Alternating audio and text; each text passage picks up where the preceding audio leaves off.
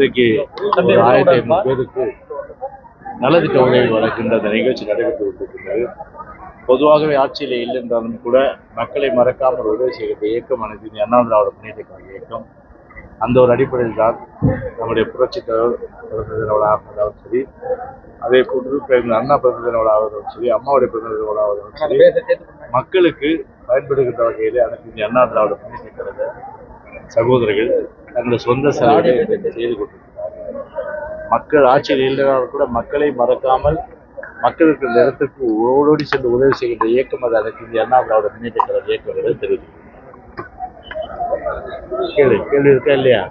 அந்த சீமான் இது வந்து இப்போ இது உயர்நீதிமன்றமே இது பண்ணி அதாவது விசாரணைக்கு வந்து போலீசார் அந்த உயர்நீதிமன்றத்துக்கு கடப்பாங்க. அதுதான் இப்போ வந்து சீமானுடைய அந்த வழக்கு விஷயம் வந்து நீதிமன்றத்தில் இருக்கின்ற காரணத்தினால் நான் அது குறித்து வந்து மேலே எதுவும் வந்து நான் கருத்து தெரிவிக்க நான் வந்து விரும்பவில்லை. சீமான் வந்து பொதுவாக வந்து ஏற்கனவே நாங்கள் குறிப்பிட்டபடி அந்த பெண்மையை குறித்து வந்து அந்த விமர்சனம் கடுமையான விமர்சனங்கள் வந்து அது பேட்டியின் போது வந்து அதை வந்து பேசியிருக்க கூடாது. அது வந்து முகம் சுளிக்கிற வகையில தான் அவருடைய அந்த கருத்துக்கள் இருந்ததுன்றது நிச்சயமாக யாராலும் எந்த பெண்ணாலும் சரி தமிழ்நாட்டு மக்களாலும் ஏற்றுக்கொள்ள முடியாத விஷயமாக தான் நிச்சயமாக பார்க்க முடியும்.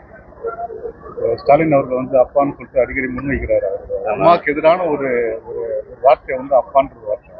அம்மா அதாவது ஜெயலலிதா அவர்களுக்கு இணையான ஒரு தலைவர் என்று அவர் வந்து காமிச்சுக்கிறாரு. அது அதாவது பூவம் எங்க இருக்குது, காவிரி நீர் எங்க இருக்கு, பூவம் சாக்கடையெல்லாம் காவிரி நீர் இருக்குது.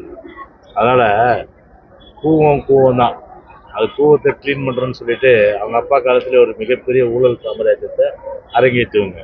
இவங்கெல்லாம் போய் வந்து செஞ்சு கொடுத்து ஏறினவங்க ராஜா தேசம் ஆயிட முடியுமா, இல்லை மீசை வச்சவங்கலாம் கட்டபொம்மன் ஆயிட முடியுமா? ஆக முடியாது. அம்மானா அம்மா தான், புரட்சி தலைவர் தான். இன்னைக்கு யாராவது கருணாநிதி அவங்க அப்பா பத்தி பேசுறாங்களா? இன்னைக்கு யாராவது புது கட்சி ஏதாவது புதுசாக கட்சி ஆரம்பிச்சா கூட இன்னைக்கு தலைவர் புரட்சி தலைவர் எம்ஜிஆர் வந்து அவர் வந்து பேசாம இல்லை. ஏன்னா அவர் வந்து அவரை பொறுத்தவரை வந்து ஒரு தவிர்க்க முடியாத ஒரு மாபெரும் சக்தி. இன்னும் கருணாநிதி பத்தி யாரும் பேசுறாங்களா? யாரும் பேசுறதில்லை. அதனால புரட்சி தலைவி அம்மாவோட ஒப்பிட முடியாது. அப்பன்னு சொன்னா என்ன அப்பா ஆயிட முடியுமா? உலகத்துக்கே வந்து பார்த்தீங்கன்னா பசு கூட பார்த்தீங்கன்னா அம்மான்னு தான் கூப்பிடும். வேணா அம்மா அது அதில் பசு அப்பான்னு கூப்பிடுங்க. அதனால இது வந்து நாட்டில் எவ்வளோ பிரச்சனை இருக்கும்போது இவங்களே வந்து அப்பா பிள்ளைய பாராட்டுறது, பிள்ளை அப்பாவை பாராட்டுறது, இப்படிதான் மாற்றி மாற்றி பாராட்டிக்கிறாங்களுடைய யாருமே வந்து இந்த அரசியலும் சரி ஸ்டாலினே பாராட்டு சொல்லும். எனவே இதெல்லாம் வந்து ஒரு தேவையில்லாத விஷயம். வந்து இன்னைக்கு வந்து ஸ்டாலின் வந்து என்ன அப்பான்னு கூப்பிட்டு அவர் அண்ணனு கூப்பிட்டு அப்போ என்ன ஒரு விஷயம் என்னன்னா வந்து இன்னைக்கு தந்தைன்னு சொன்னா நம்முடைய வந்து பெரியார் தான். அதே போல அண்ணான்னு சொன்னா யாரை சொல்லுவீங்க? யாரு? அண்ணா தான். அப்ப வந்து இவங்க என்ன பண்றாங்க, அந்த பெரியார் புகழை மறைக்கணும், அதே போல அண்ணா புகழை மறைக்கணும். அண்ணா புகழை மறைக்கணும்னா அண்ணன் கூப்பிட்டா அண்ணா புகழ் மறைஞ்சிருமா? இல்லை அப்பான்னு கூப்பிட்டா வந்து பெரியார் புகழ் மறைஞ்சிருவாங்க. எனவே இது பெரியார் புகழை வந்து அண்ணா புகழை வந்து மறைப்பதற்கு எல்லாமே வந்து இவங்க தான் அண்ணன், இவங்க தான் வந்து அப்பான்ற மாதிரி ஒரு பிம்பத்தை ஏற்படுத்துறாங்க. எவனாங்க தமிழ்நாட்டு மக்கள் எவங்களும் இவங்களை போய் அண்ணனும் கூப்பிட போதில்லை, அப்பனும் கூப்பிட போதில்லை. அவங்களுக்கு அப்பா இருக்காங்க, அவங்களுக்கு அண்ணா இருக்காங்க. நாட்டில் வந்து சட்ட ஒழுங்கு கெட்டு போச்சு, விலைவாசி ஏறி போச்சு, பாலியல் வன்கொடுமைகள் தமிழ்நாடு பார்த்தீங்கன்னா ஒட்டுமொத்தமாக பார்த்தீங்கன்னா வந்து ஒரு ஜாதிய கலாச்சாரம் இன்னைக்கு தலை தூக்கி இருக்குது. இப்படியெல்லாம் அதெல்லாம் வந்து ஒரு கட்டுப்படுத்துறதுக்கு எந்த நடவடிக்கை எடுக்கலாம இப்போ இது அப்பா அண்ணன் தான் நாட்டுக்கு முக்கியமா நான் கேட்குறேன். அதனால இதெல்லாம் முகசுடிக்கிற வகையில் தான் இந்த மாதிரி கருத்துக்கள்லாம் நிச்சயமாக நான் பார்க்குறேன். வேலு வந்து அவர் ஒரு படிக்கு போய் தாய் மாமன் கூப்பிடுங்க. இதெல்லாம் என்னங்க அது? மச்சான் அடுத்தது இன்னொரு மினிஸ்டர் கூப்பிடுவாரு, இனிமேல் ஸ்டாலினை மச்சான்னு கூப்பிடுவாரு. மச்சான் கூப்பிடுவா பண்ணி அதுவும் இன்னொரு மினிஸ்டர் சொல்லுவார். துக்ளக் தர்பார் ஆளாளுக்கு ஒரு கூத்து. தாமரம் மாநிலத்தில் வரி அதிகப்படியாக ஏற்றப்பட்டிருக்கு. ஆனா அதிகமான வரி வசூல் செய்யப்பட்டும் ஊழியர்களுக்கு சம்பளம் கொடுக்கலன்னு சொல்லிட்டு இல்லை, அது ஒரு பக்கம் ஊழியர்களுக்கு அதான் மோசமான நிர்வாகம் என்ன? நல்ல நிர்வாகமா இருந்தா அதை வந்து முழுமையா வந்து எல்லாருக்கும் சம்பளம் கொடுப்பாங்க. அடிப்படை இப்போ பாருங்க, இப்போ நாங்களே வந்து பார்த்தா அங்கே வண்டி விட்டுட்டு இங்கே 1/2 கிலோமீட்டர் நடந்து வந்தேன். பார்த்தா சாலைகள் பார்த்தா கல்லுகள்லாம் இருக்கு எல்லாமே. ரத்த கண்ணீர் படம் பார்த்தீங்களா நீங்கள்? எம்ஆர் ராதா வந்து ஒரு டைலாக் சொல்லுவார், ஏண்டா எப்போ போகிற ரோட்டுக்கு கார்பரேஷன் இப்போ ஏண்டா கல்லை கூட்டிட்டு. அது மாதிரி தான் இப்போ வந்து பார்த்தா இப்போ வந்து கல்லை கூட்டிட்டு எத்தனை மாதம் பொறுத்து ரோடு போடுவாங்க. இன்னைக்கு இதுல இருந்து இது குன்றத்தூர்ல இருந்து நீங்க வந்து பம்பல் வர்றதுக்கு பார்த்தீங்கன்னா சாலைகள் அவ்வளோ மோசம், கடுமையான மோசம். குடி தண்ணீர்ல கழிவு கலந்து இதே பகுதியில் வந்து பார்த்தீங்கன்னா பல பேர் செத்துருக்காங்க. இதெல்லாம் வந்து இந்த ஷூட்டிங் அரசாங்கத்துக்கு ஸ்டாலின் ஷூட்டிங் நடத்துகிற அரசாங்கத்துக்கு ஸ்டாலின் முதலமைச்சருக்கு பொம்மை முதலமைச்சர் தெரியாது. இது எனவே ஒட்டுமொத்தமாக வந்து ஒரு நகராட்சி நிர்வாகம், மாநகராட்சி நிர்வாகம் சரி, நகராட்சி நிர்வாகம் சரி, அதே போன்று தமிழ்நாடு அரசு நிர்வாகம் சரி, ஒரு படுமோசம் மொத்தம் வந்து ஒரு பூஜ்ஜியன்றதுக்கு தான் இன்னைக்கு அவங்களோட செயல்பாடு இன்னைக்கு இருக்கு. அனைத்து கட்சி கூட்டத்தில் அதிமுக கலந்துக்கணும். அதான் பொதுச்செயலாளர் சொல்லிட்டாரு, கலந்துக்குன்னு சொல்லிட்டாரு. தேர்தல் அரசியல் வியூகம் பிரசாந்த் கிஷோர் வந்து அதிமுகவும் பாஜகவும் ஒன்று சேர்ந்தா விஜய் ஒன்று சேர்ந்து தேர்தலில் போட்டிட்டா விஜய் வந்து நல்ல எதிர்காலம் இருக்குன்ற மாதிரி விஜயை தூக்கி பிடிச்சி அவர் பேசியிருக்காரு. அதை பற்றி இல்லைங்க, இப்போ அவரு வந்து விஜய்க்கு வந்து இப்போ வந்து ஒரு ஐடி, அதாவது ஒரு தேர்தல் வியூகம் இருக்கிறவராக அவர் வந்து பணியாற்றுவார். அவருடைய கருத்தை அவர் சொல்றாரு, அது வந்து அவங்க கட்சியுடைய கருத்தா இருக்கலாம். ஆனால் தமிழ்நாட்டு மக்கள் தான் ஒட்டுமொத்த எஜமானர்கள்.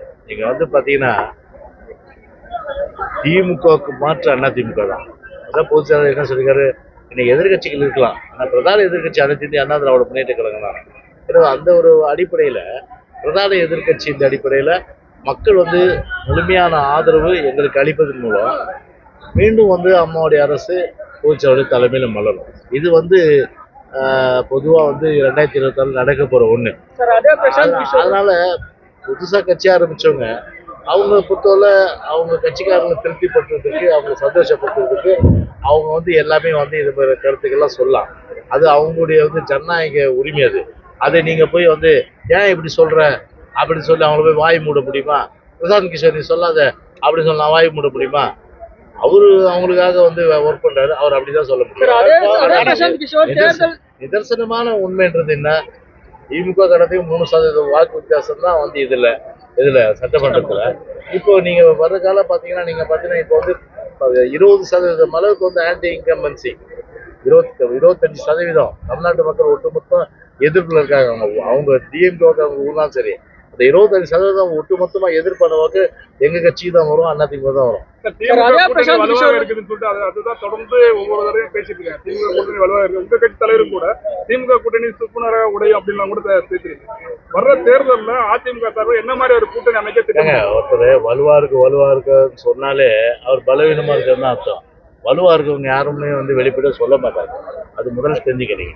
இப்போ பாத்துங்க, இப்ப சிபிஎம் என்ன சொன்னாங்க, ஒரு மினி எமர்ஜென்சியா தமிழ்நாடு நடக்குதுன்னு சொன்னாங்களா இல்லையா?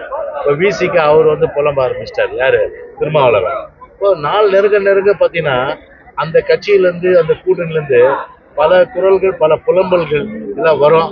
அது வந்து வரும்போது அங்கேருந்து வெளியேறதுக்கிட்ட ஒரு வாய்ப்புகள் நிச்சயமா வரும். விடுதலை சிறுத்தைகளை பத்தி நீங்க ஒரு கருத்து சொல்லியிருந்தீங்க, அவர் திமுக கூட்டணி வெளியேறுவாங்க. உங்களுடைய கருத்தை வந்து அவர் வந்து திருமாவளவன் மறுத்திருந்தாரு. இந்த நிலையில வந்து 4 எம்எல்ஏக்கள் 2 எம்பிக்கள் இருக்கும் பொழுது எங்களால கொடியேற்ற முடியலன்னு ஒரு கருத்துல எங்களுக்கு பேசியிருக்காரு. அதை பத்தி உங்களோட கருத்து? ஒரு சொன்ன கருத்தை வச்சு நான் சொன்னேன். அவருடைய புலம்பல்ல, அவருடைய அதிருப்தி, அவர் கட்சி கூட மதுரையில் ஏற்ற முடியல, எங்கேயும் வந்து பார்த்தீங்கன்னா அதிகாரிகள் மதிக்கிறது இல்லை, எந்த வேலையும் ஆவதில்லைன்றது சர்டிஃபிகேட் கொடுத்துருக்காரு. அதை வச்சு நான் சொன்னேன், இன்னும் 10 மாசம் இருக்குல்ல, let's wait and see. Okay.